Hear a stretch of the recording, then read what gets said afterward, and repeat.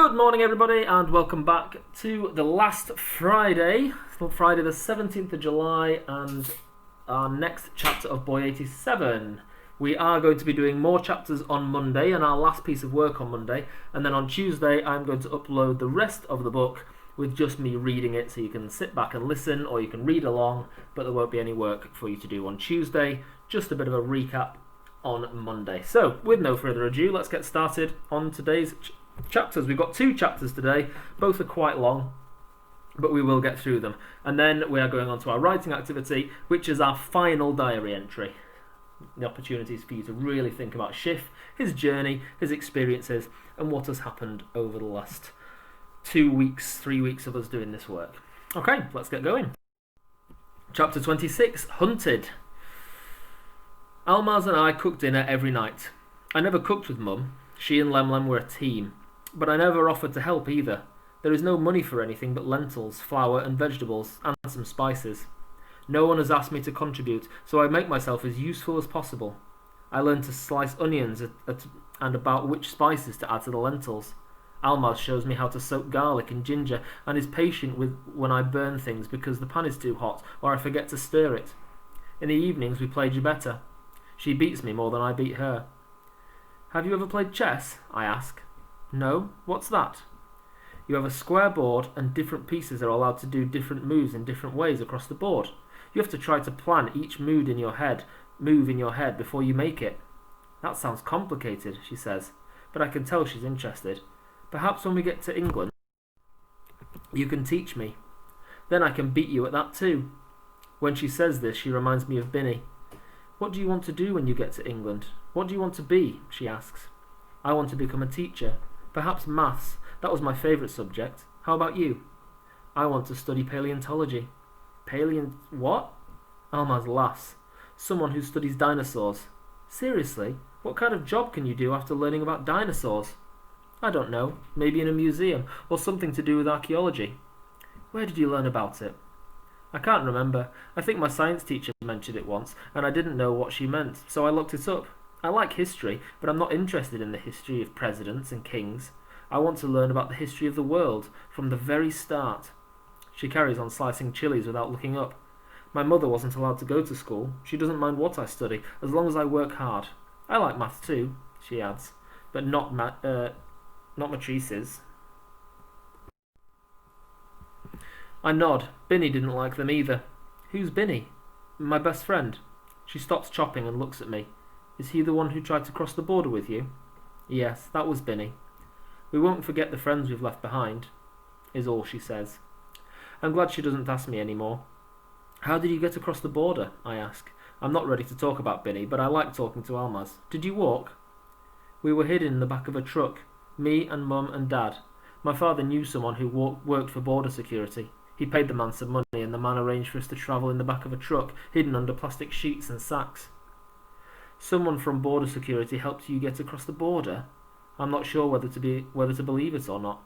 I know, it seems so stupid. If you have enough money, you can get straight from the border to the coast. Money never seemed to matter very much when I was at home, but now that I've left, it seems money can decide everything.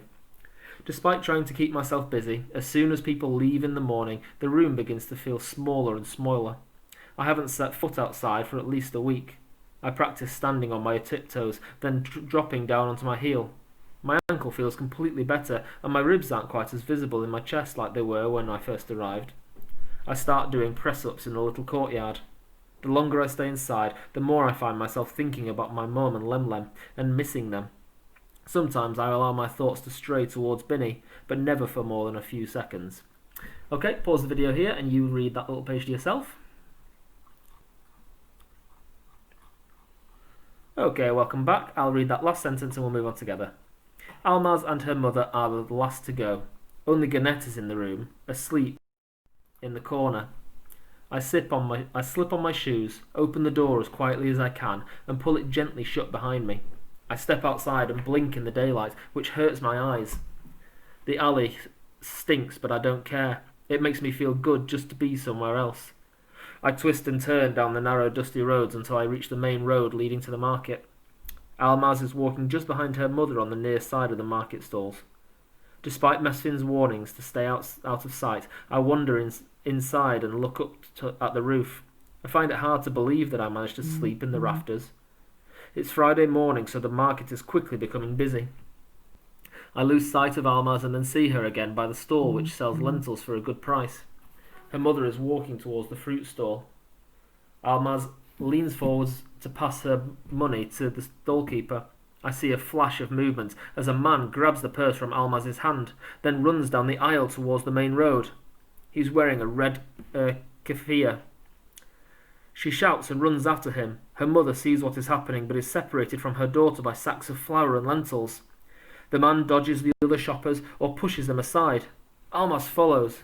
She is more nimble than the man and is gaining on him. I realise that catching him could be a very bad idea. Okay, pause the video and you read these next 2 pages to yourself.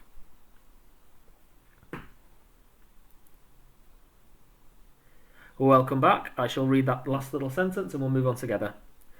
I sprint towards them, ignoring the shooting pain which has restarted in my ankle. No one from the market is coming to help.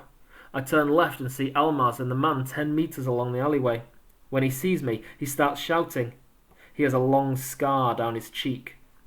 I run the final stretch down the alley until I'm beside them. The man is about 6 feet tall. I push at his shoulder and try to grab his arm. He pins Almaz against the wall with one hand, then hits me in the face with the other. I fall backwards. My cheek and nose explode with a coldness which almost immediately turns into throbbing pain.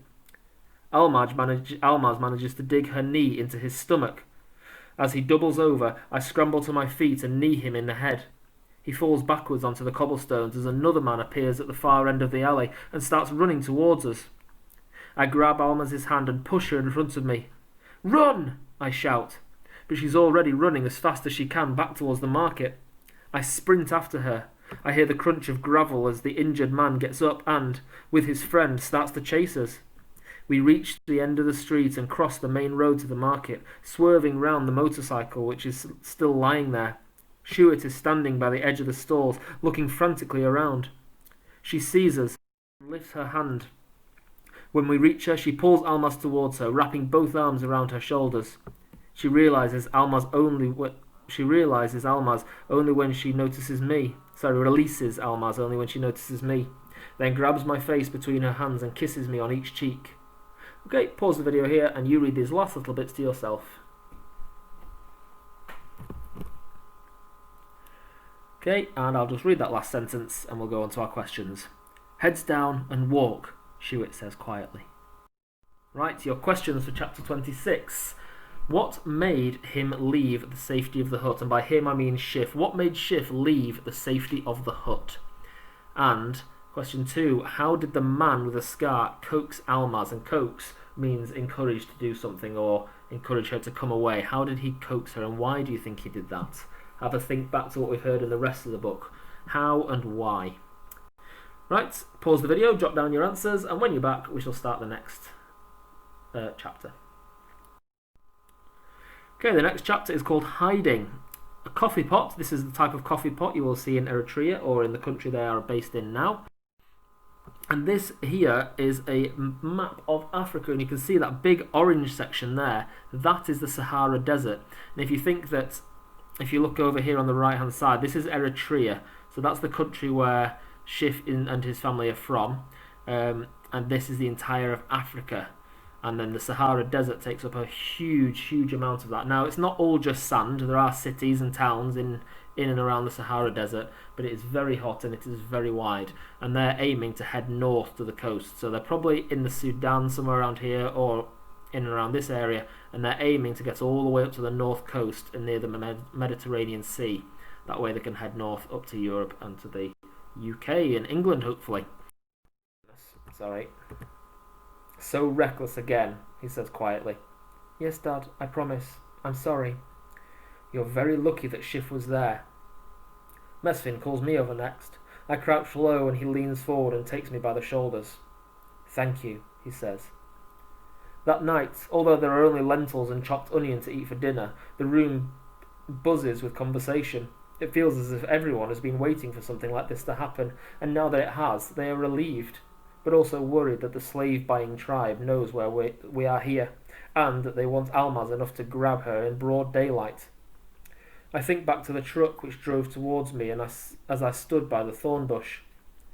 I think some men like that nearly picked me up when I was walking towards town from the desert. But they left you alone? Asked Mesfin. They turned the truck around when I stood up. Perhaps they saw that you were injured. Maybe they thought you weren't worth much in that state. A beautiful girl, on the other hand, is worth a lot of money, says Mesfin. Okay, pause the video and you read these two next slides to yourself. Okay, welcome back. I'll read that last little bit. After dinner, Mesfin beckons for me to go and sit with him. Atto Mahani wants to see us tonight, he says. We'll go now. It's safer while there are still people on the streets. As I slip on my shoes, Almaz comes over and touches my arm. Good luck, she says. I follow Mesfin out into the alley, following the same route across town as before. I recognise the compound by the enormous grapefruit tree in the corner.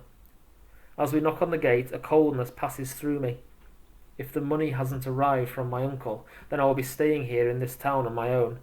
I will need to get a job and cook and shop for myself, while trying to save money at the same time.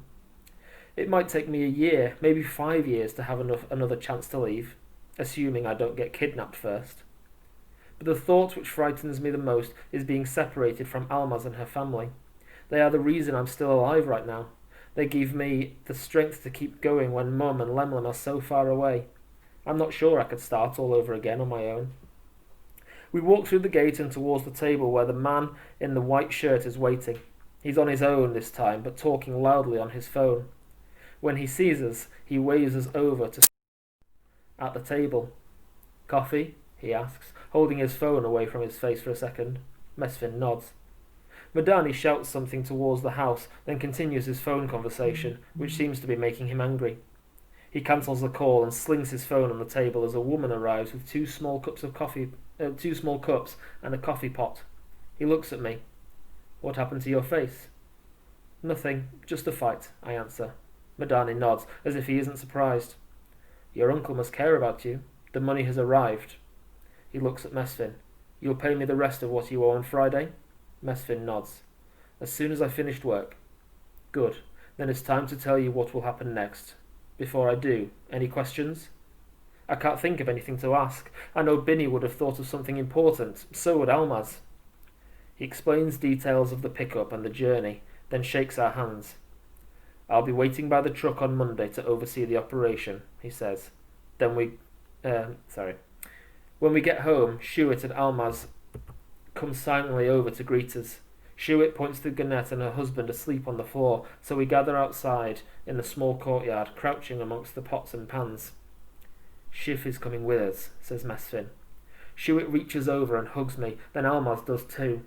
I feel included, part of something good. On Monday evening, some men will come to the house and take us on the truck, Mesfin explains. We'll be provided with water and food, but we must wear as many clothes as we can because there won't be space for luggage. Maybe one bag between us. Madani said the truck is a new one and we might reach the border to the north of the desert in 5 days. We'll be met there by some of his contacts who will drive the final stretch to the port. We must wait there until the boat is ready to take us. Then we will sail for Italy. That night I lie in bed staring at the ceiling. There are only 4 days between now and the truck to the Freedom. Almaz is lying next to her mother on the other side of the room. Moonlight glows around the edge of the shutters and I see that her eyes are open too. I run through the list of names and phone numbers to try and calm myself. Mum taught me the number of her friend who lives in England. Once I arrive there, I'm to call her first and then call Mum to let her know that I'm okay. Only now I won't be able to call Mum. I wonder what school is like in England. I could never make another friend like Binny, but will I make any friends at all? I can speak pretty good English, but our teacher had never met a native English speaker and guessed at how words should actually sound. I wake early as usual, feeling groggy from a little sleep. The others are stretching and yawning. Gannett is the only one lying still. Her husband takes a small cup of tea over to her and sits down quietly, stroking her hair. Gannett's leg has started to turn a bluish colour. There is no money for a doctor. Everything her husband earns goes towards the fee for Madani. Almaz goes outside to boil water, but her father calls her back. Normally, Mesfin is at work by now. He beckons for me to go and sit by him, Shuit and Almaz. The men at work say that someone has been asking questions about me. I think the kidnappers are angry that Almaz escaped from them, and they want to find us, all of us. Even if not to sell, then to punish. Take this money. He hands me a small bundle of dirty notes. He looks at Shuit. There isn't much. I won't be able to work today or tomorrow, and I need to take out some extra money to make up the final payment for Atto Madani. Tell Schiff what he needs to buy with it. This is the last time anyone will go to the market, so we must have food for the next 4 days, even if it's just lentils. He looks to me again. Be quick, and make sure no one follows you. I'm going to take the money to Atto Madani now. As I slip on my shoes, Almaz passes me the shopping bags. Be careful, she says. I nod, and silently I leave the house. As soon as I arrive at the market, I can tell that something is different. I walk towards the trader I've seen Almaz visit before to buy lentils for a good price. Around me is the normal hum of conversation, punctuated by a motorcycle horn or a shout, but the trader doesn't chat in the relaxed way he usually does. He barely looks up as he gathers my order. I notice a short man standing in the shadows, near where I spent my first few nights in the market. He's watching me, but turns away when he sees me looking. I scan the market and notice another man standing at the far edge of the traders next to the road. He doesn't look like he's buying anything. He's just leaning against one of the poles, picking his teeth with a stick. He's wearing a blue keffiyeh, but I recognize him. It's the man with the scar. I pay for the food, gathering my bags together in one hand, and walk away from the stall, careful not to look as if I'm hurrying. As I reach the edge of the market, both men peel away from their resting places and begin to walk slowly in the same direction as me. I cross the road next to the market, but instead of following the network of streets home, I turn the corner onto the busy main road, which runs through the centre of town. I start to run, zigzagging around the shoppers and coffee sellers. After 50 metres, I turn to see the two men are still following me, looking left and right at the junction of the main road. Ahead is the cinema. I step off the pavement towards the wide entrance doors. The main doors are padlocked, but round the side the door is ajar. I run over and push my way inside, kicking a bucket and mop to one side. I click the door shut and crouch down in the dark, waiting for my breathing to slow. The handle of the door turns and a lady wearing a pink headscarf peers round the door. She lets out a squeal of surprise when she sees me. Sorry, I say, lowering the shopping bags and raising my empty hands in the air, but the lady still looks fearful, unsure what to do next. I grab a big white floor cloth from the shelf of supplies and the bags of shopping, before squeezing past her, back out into the blinding morning light.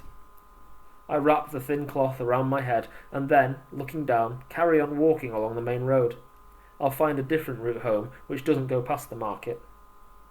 I want to know if I'm being followed, but do not turn round.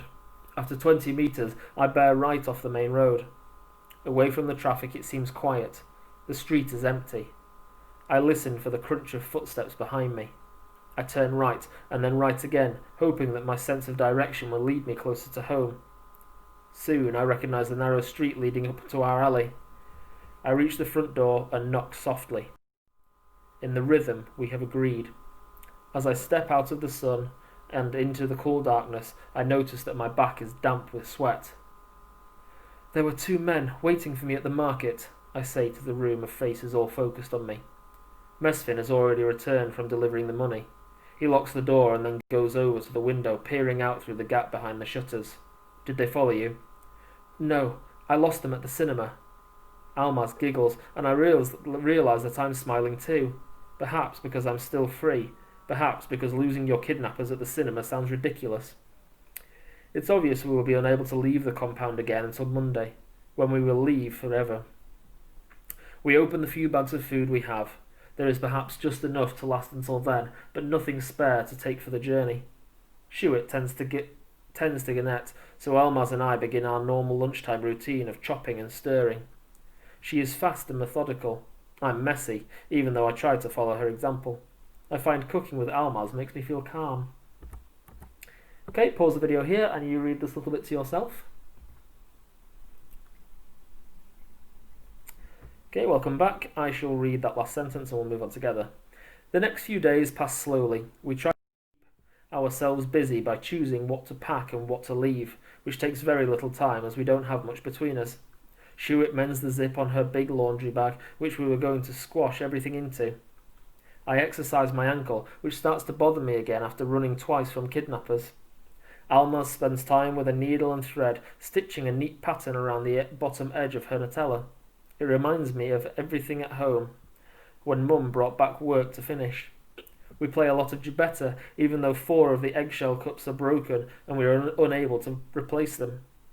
On Sunday night, we get ready to sleep in the same room for the last time.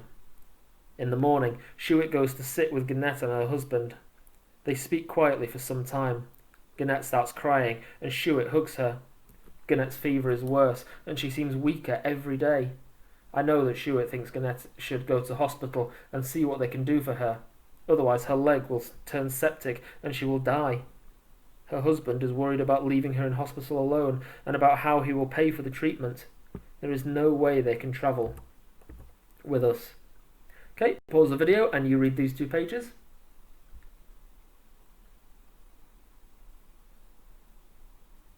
Okay, welcome back. I'll read that last sentence and we'll move on together. Try not to walk in a line behind us. Keep your heads down. Let's go. I'm leaving another home, but this time the destination is Europe. I try not to let excitement take over. When I left prison, Tessay said the chances of making it were barely higher than 0. The odds for this journey must be higher. A wave of sadness rushes over me. I was supposed to look after Binny. We were supposed to look after each other. He made sure I escaped. I left him to die. Maybe Almaz and her family are foolish to let me travel with them. We follow silently through the maze of streets until we reach the main road. We're less conspicuous here amongst the dust lifted by the cars and trucks, and the people hurrying along beside the traffic. The armed men walk fast, and I find it hard to keep up. The laundry bag is in awkward shape, and I have to carry it in front so I can barely see where I'm going. I feel sweat running down my back. We reach the edge of town, where there is a patch of dirt the size of 2 football pitches. It's noisy with buses, coaches and taxis. Almaz is walking next to her mother. Both have their eyes on the ground. I walk with Mesfin. Since I rescued Almaz, he has started treating me more like a member of the family. We even played Gibetta together a few times. Okay, pause the video here and you read these 2 pages. Okay, welcome back. I shall just continue from that last little bit and we'll move on together. He addresses all 4 of us. The yellow containers are for fuel and water. Do not help yourselves. We'll stop to eat and drink, and you'll be given water then. If the road is good, it should take perhaps 5 or 6 days to cross the desert. You will be met at the border, where you'll take a different truck to the port. Understand? We all nod mutely. Find a space on top. If there's no room for your bag, you'll have to leave it behind. The truck is already full. Mesfin climbs on first, then holds out his hand to me. Together we pull up Shuit and Almaz. Bodies press against me from all sides. It's hot, and the sun beats down relentlessly. Almaz and I push our way further into the truck, but there's no room to sit. I take off my sweater and tie it around my head and neck. The smugglers jump up and find a place to sit at the edge, resting their rifles on their knees. Shuit and Mesfin also find a place along the truck edge where it's cooler and less squashed. The engine revs loudly before we move slowly towards the desert in a haze of dust and diesel fumes. We drive for hours without stopping. Although we speak different languages, I still manage to work out that the other people in the truck have come from the refugee camp further south. They have been driving for an hour when they reached our town.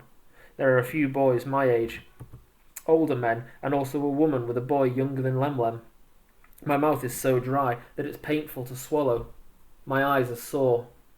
As the reddish mountains and the tower melt into the distance, a flat yellow landscape sprawls out around us in every direction. I feel as if I'm speeding towards my future and a billowing cloud of orange sand. Almaz turns and smiles. I know why she's smiling. It's good to feel part of something again. Part of a group. It makes our journey seem almost normal. I smile back. Ato Madani must make a lot of money, I say. And that is the end of chapter 27. Goodness, we're getting through them now. Well done for following along, and thank you for having a go at the reading activities so far. Here are your next questions for this chapter. Number 1, how did Schiff lose his followers? And I mean the people that were trying to kidnap him. How did he lose them? What did he do to get away from them? Number 2, why do Almaz and Schiff smile when the vehicle and the journey are so bad? It's talked about it being long and hot and orange dust and petrol fumes and everything else. So why are they smiling at each other? Think to yourself then, would you smile? Why? Why would you smile? Okay, moving on. Final diary entry. It is Friday the 17th of July. Believe it or not, it is the end of our last full week of this academic year, and today is our final diary entry. Really, really think carefully about getting into the voice, into the character of Schiff. What has he done? What has he experienced? Okay, so today you are writing your final diary entry. Think really carefully about what you're going to put. Please take your time and really think hard about what you're writing. Think about Schiff. How is he? How has he changed? Use your plan to help you. You know, when we talked about cohesive devices and what we were going to use yesterday. Look back to your last diary entry. What have been the main events and the key events since then? Remember, try not to write about more than 3 or 4, because if we write about lots of events, then they don't get much detail and we end up rushing through them. Just think about those 3 or 4 main events and write about those in detail. Okay? Once you've done that, with an editing partner or a parent or a carer, or on your own if you want to, have a read back through, check it, edit it and improve it. Make sure you have used language effectively to make the reader care about Schiff's situation and to understand his point of view. And as it says there at the bottom, this task can be done independently, as we have done lots of work on checking and editing and improving. I hope you all have a wonderful weekend and are ready for Monday and Tuesday, where we'll get through to the end of the book, and I look forward to reading and seeing all of your work. Thank you. Bye-bye.